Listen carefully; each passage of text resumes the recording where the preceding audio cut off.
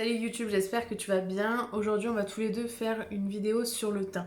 Donc c'est quelque chose que j'ai déjà abordé dans la vidéo précédente Chit Chat Makeup, mais je sais que tout le monde n'est pas forcément intéressé par ce genre de vidéo. Du coup je le fais une bonne fois pour toutes. Au moins j'ai pas besoin de recommencer l'étape de teint à chaque fois que je fais une vidéo make-up. En fait c'est chiant et pour toi et pour moi. Comme ça voilà, c'est fait. On va parler de mes cernes qui sont bien présentes. Donc je vais t'expliquer comment je les cache, comment je fais en fait, et mon teint. Voilà, ben let's go.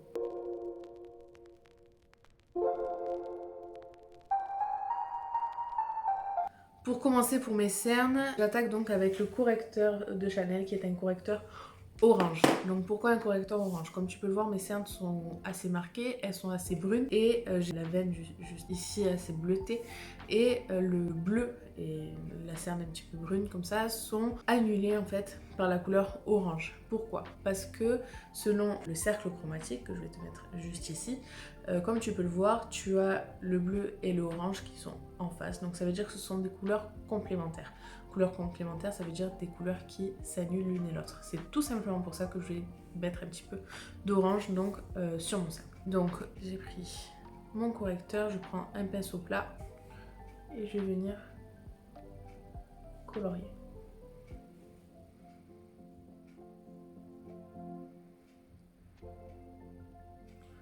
Je vais essayer de ne pas dépasser le creux du cerne.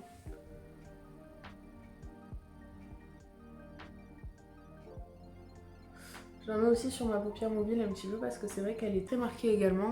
Et quand je fais un maquillage et que je mets ma base qui est plutôt blanchâtre, elle vire au gris. Donc du coup j'aime bien mettre un petit peu d'orangé aussi pour éviter cet effet grisâtre.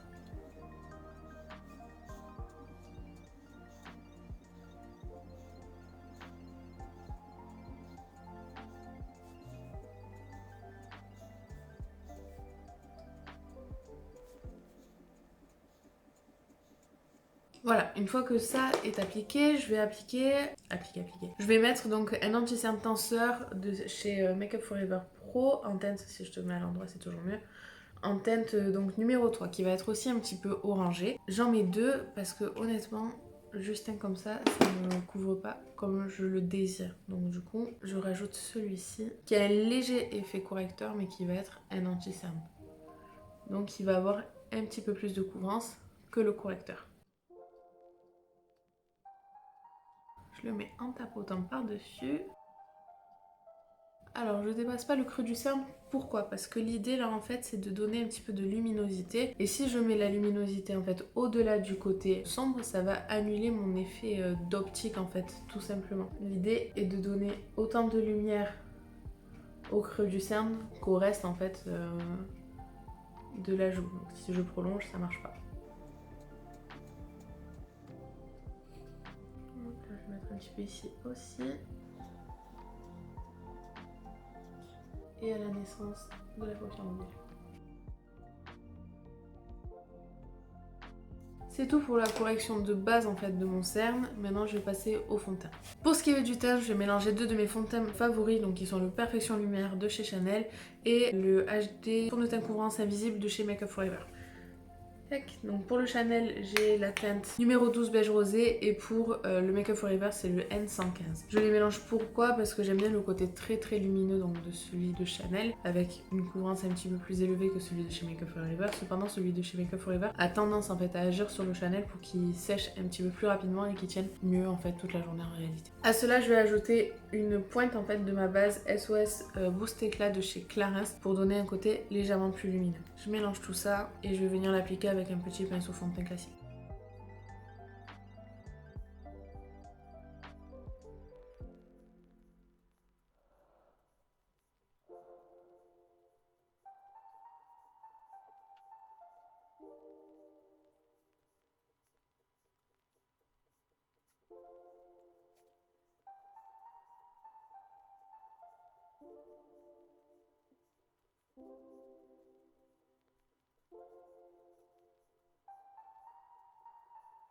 Sans oublier donc les oreilles et le cou bien sûr pour faire raccord. Quand j'arrive, donc j'ai fait tout mon visage et quand j'arrive donc au niveau du cerne, je vais venir prendre de la matière et tapoter. Parce que si j'étire, je vais un petit peu casser le travail que j'ai fait en amont.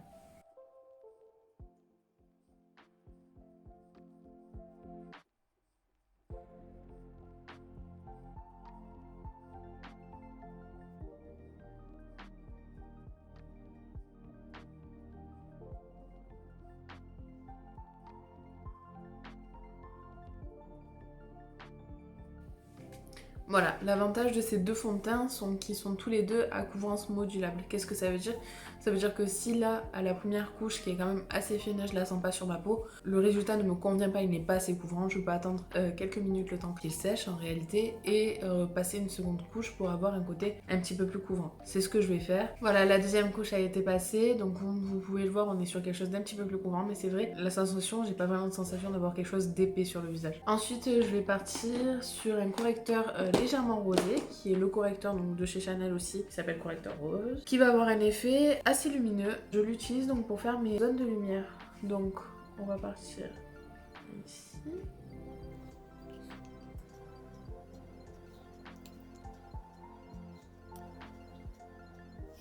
Je vais venir le flouter avec un pinceau flouteur donc assez petit.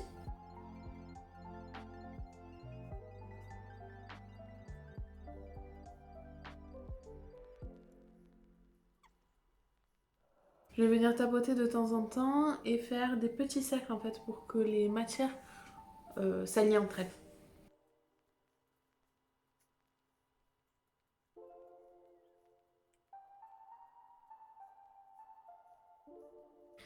Voilà, et maintenant je vais venir fixer tout ça. Je vais utiliser la poudre mat de chez Make Up Revolution en teinte fer et un pinceau kabuki teint de chez Kiko. Aujourd'hui, je veux quelque chose de plutôt couvrant, de bien mat, qui ne bougera absolument pas. Donc du coup, je poudre avec cette poudre sur tout mon visage. Sinon, d'habitude, je poudre que mes yeux et mon cerne avec. Puis, je poudre le reste de mon visage avec la poudre universelle translucide de chez RCMA, qui va avoir un effet bien plus naturel.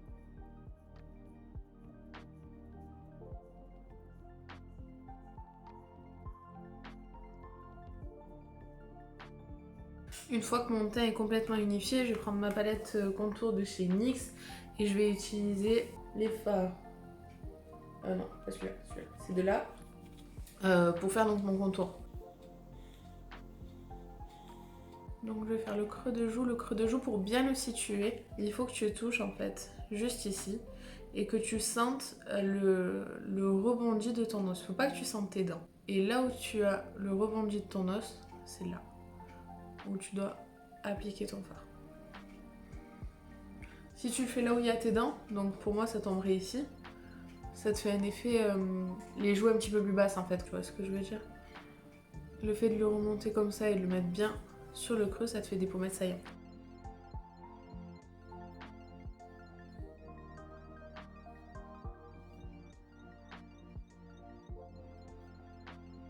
Ensuite, j'aime pas vraiment faire de contouring du nez avec un pinceau fin pour vraiment bien redessiner. Je vais juste prendre le même pinceau, un petit peu de bronzer, le pincer et passer juste ici. Et un petit peu sur le petit côté là en fait pour avoir un effet un petit peu plus petite boule. Et ensuite avec mon highlighter en fait je viendrai accentuer cet effet là. En parlant d'highlighter, je vais prendre l'highlighter en fait de la même palette, celui-ci. Et avec mon doigt, je vais en mettre là, un petit peu là. Et avec le même pinceau,